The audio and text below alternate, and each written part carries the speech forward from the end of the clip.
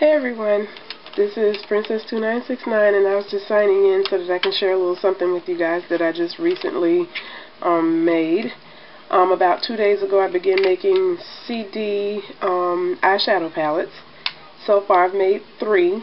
I find these to be useful and handy so that I can depot or depalette old eyeshadow palettes that I have in my collection that are just taking up space in my drawers.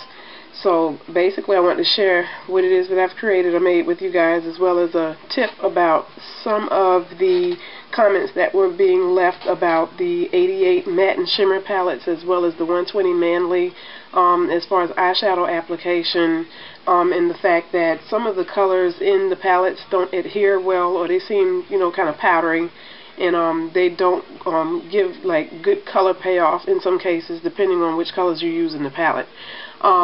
The thing that I've discovered that I found out that works the best for me when it comes to applying some of the matte eyeshadows in the palettes is this trick. Instead of using a makeup applicator brush, it would be best to use a sponge applicator instead for the matte colors. As far as the shimmer, they go on either the color payoff is good either way if you use a brush or a sponge. But I find the sponge applicator works best for packing on color, especially if you adhere or apply the first layer wet with a mixing medium or eye drops or some sort of medium that you can use in order to apply the first layer, and then you can apply a second and third layer over that dry with the sponge applicator, and you'll get a true color payoff. I just wanted to share a look with you guys that I had did with a sponge applicator that I had used with the Manly 120 palette that I happen to have. And the colors that I used that are on my lids right now, matter of fact, I can show you the look that I did. This is a light pink, fuchsia and brown eye palette, and this is the look that I'm wearing on my eyes, and it looks like this. And as you can see, the colors are very vibrant, and most of the colors are matte colors, especially the fuchsia on my lids right here. And this color in the crease happens to be a brown frost shimmer, and then the highlight right here is like a light rose pink and matte. So these are the colors that I used in this palette with a sponge applicator brush. It would be this color right up here at the top, that pink right there, and then the brown that I used would be in the second layer of this palette, which would be, take the plastic off of here, which would be this color right here, which is like almost like a brown frost shimmer. It's really pretty. And then I used a little black to deepen the crease, and then the lighter color that I used on top of that would be a color out of this CD palette that I make that I'm getting ready to show you, which is this color right here, which is Ruby Kisses, pretty and pink and pretty. They work very well with a sponge applicator instead of a brush, because you get flyaways with a makeup applicator brush, and it doesn't pack the color on as well as a closely made or knit woven sponge does. So that's the trick to applying the color so that you can get them to stay. I've been wearing this pretty much all day. It is now 11 o'clock, a little after 11 o'clock tonight, and basically the color has stayed most of the day. As long as you use it with a good eyeshadow primer or base, the colors will stay after you apply them with a sponge applicator, so it works very well. Just make sure the first layer you apply the first layer wet with a medium or eye drops or whatever it is that you use in order to apply it, and then you do a second and third layer, and the color stays all day. And so far so good. My eyes look really, really good, and the color has pretty much stayed true all day, so I'm loving it. But sponge applicator works best. The second thing that I wanted to share with you guys is some CD palettes that I made.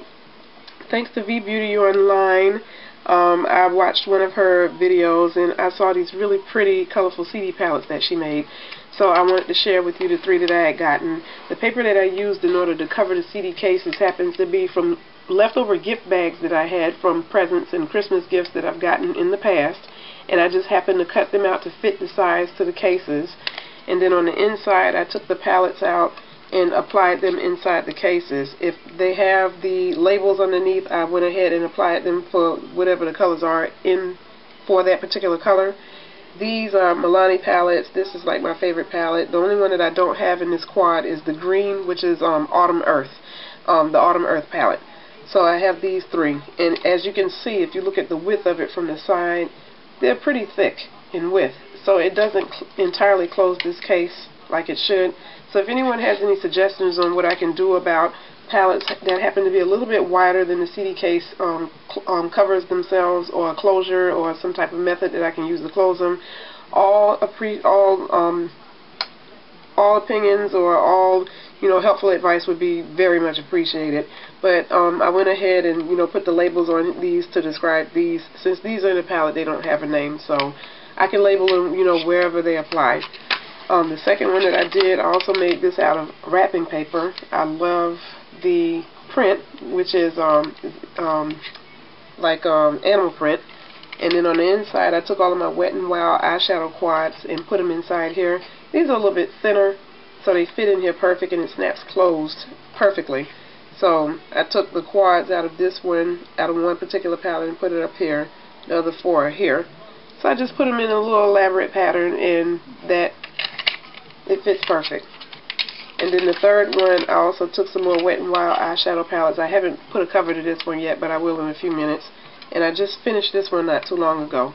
This way I can free up space in my eyeshadow drawer so that I can make room for other items in there. And basically I did this for the palettes that were either cracked, the lids were missing or cracked, or they were the cases that they were held in were not in good shape. So I went ahead and depaleted those and put them inside these CD cases. So I just wanted to share these with you guys. And you can put some colorful craft paper or wrapping or gift paper on top of them. And they look really, really colorful, and I like them. That way I can free up space, and they just sit conveniently on top of my makeup drawers, so that I can free up space inside my drawers for other eyeshadow colors that I may want to keep. So this is my little project. Okay guys, I just wanted to share that with you as well as a tip, and I will see you guys later. Bye!